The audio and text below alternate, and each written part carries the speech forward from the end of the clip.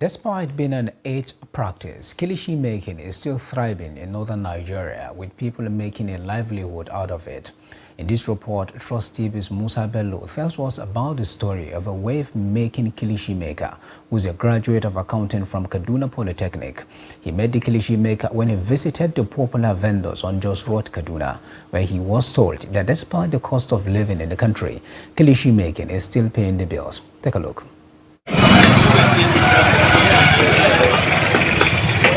Kilishi originates mainly from the northern part of Nigeria and the northern part of Cameroon.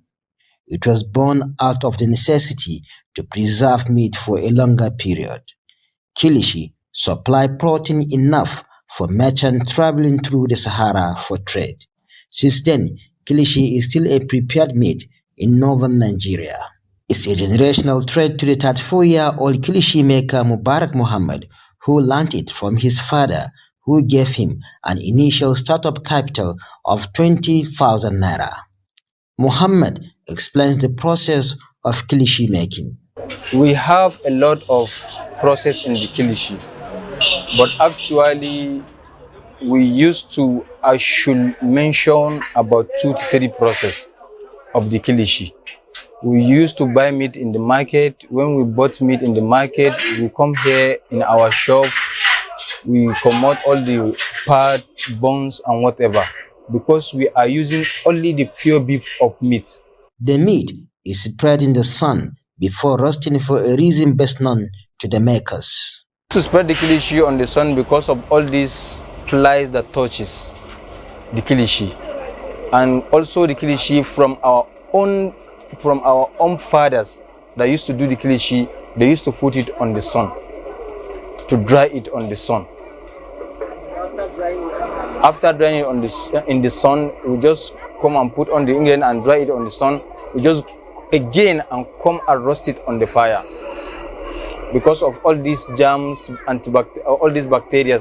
For almost 20 years in the business, Muhammad says he has recorded many successes.